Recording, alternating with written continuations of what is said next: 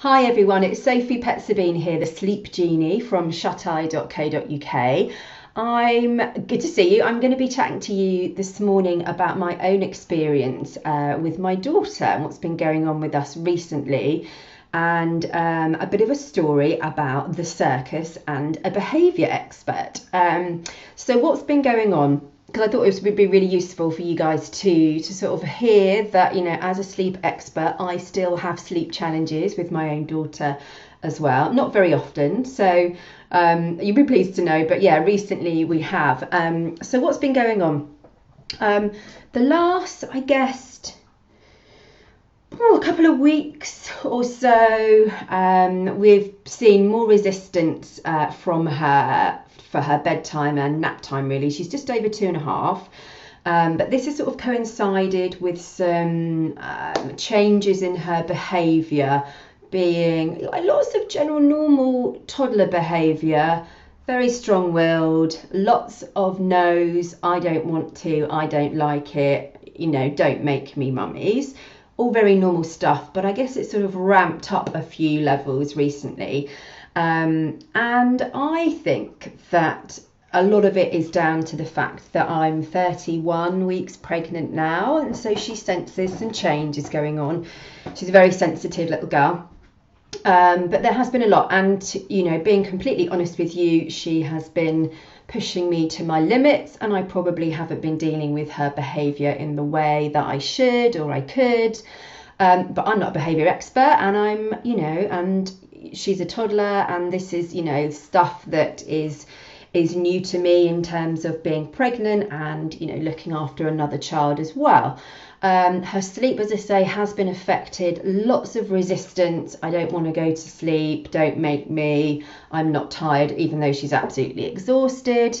But mainly lots of stalling. So coming up with excuses of why she doesn't want to go to bed, or when she's actually there, delaying the onset of going to sleep. And what I'm going to do is a separate video for you specifically about that and about how common it is and what you guys need to do if it's happening, because we have now just passed that phase. I hope we've passed that phase with some techniques that we've been using here in our house to get her through it. So it is really common, but it hasn't taken away any of the behaviour issues. And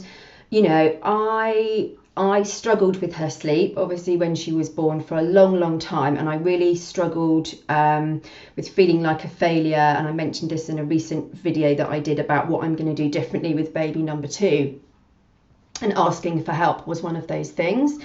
So yeah, this hasn't been going on for a really long time, but enough time for me to be feeling pretty down about it, and again kind of getting those little voices in my head singing, is it only my daughter that's feeling like this? Am I the only mum that's struggling with this behaviour? Am I being too strict?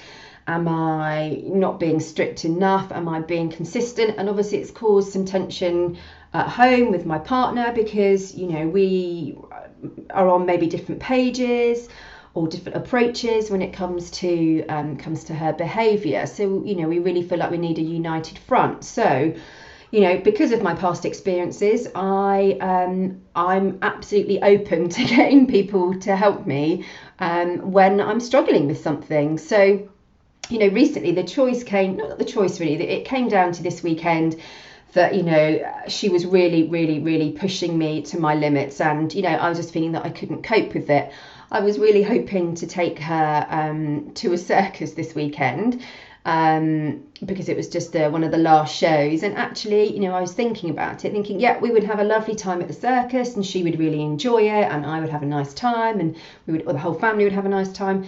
And then, we'd be back home, and the behaviour would start again, and I wouldn't be any further on down the line. So I kind of said to myself, do you know what, we're not going to go to the circus. We are going to reach out to a colleague that I know that deals in behavioural issues with children. And that sounds a bit harsh, because it's not like she's got behavioural issues. She is just a normal toddler, and I think there's a lot of emotion and stuff going on inside of her, because she is anticipating the arrival of her sibling very soon. And I need the help it's my behaviour that, you know, I need the help with, and so does my partner. We need to know how to deal with things better than what we're doing at the moment. So it's really not her at all. So I've decided to, put the money that we were going to put towards the circus and put that towards the behaviour expert help for us instead. And it made me sort of think about, you know, my situation and kind of your guys' situation when we're looking for help with sleep or behaviour or eating or anything else like that. You know, I guess we don't immediately want to go and ask somebody else for their help. We might look to the internet or to books to get help, and there is tons of amazing information out there, absolutely. And we've got some books at home that we started reading, but actually, you know, we want something a little bit quicker than that. And there's nothing nicer and that makes you feel more reassured than to talk to somebody who gets it, who gets your situation, who understands it, has experience with it, and tells you that it's all normal, but tells you that it can be better and how to make things better. So, you know, that's what we're going to do. We are hiring this lovely lady who's going to help us this week. And, you know, I'm really sort of looking forward to it. You know, I'm looking forward to implementing the strategies and the solutions that she comes up with. And, you know, we don't always have to DIY and do it yourself and try and fudge through. You know, people are out there, experts are out there to help us. And I really encourage you to kind of seek people to help you if you find that you're struggling as well. You know, we don't always have to, or we probably haven't put aside the money for these kind of things. You know, we would happily pay out the money for the circus or for a lunch out or something like that. And I'm not saying that you can't do both and that we can go to the circus and, you know, and hire a behaviour expert as well. But it's just about thinking, okay, you know, just because we haven't budgeted for the help of an expert doesn't mean to say that the money isn't there and that you shouldn't spend the money on it. You shouldn't spend that money on your family.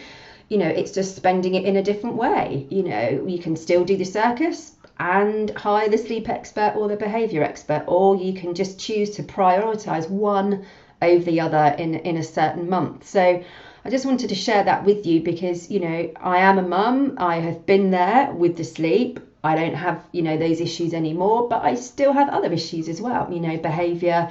And, you know, I want to learn now how to cope with her challenges, behavioural challenges that she presents to us, and make her happier and be able to have the strategies when baby number 2 comes along very soon as well. So, you know, if you guys are struggling with anything, behaviour, food, sleep, reach out to experts. You know, you are investing in your family if you are doing that, and you are not a failure in asking for help. So I hope that you've been able to resonate with my story there. I am a normal mum with the normal challenges that having children give to us every day. But if you want help specifically on sleep, you just want to have a chat with me, or you want to set up something where you can really, you know, tell me all about it and have somebody understand what you're going through and tell you that there is light at the end of the tunnel, get in touch either by my website, shuteye.co.uk,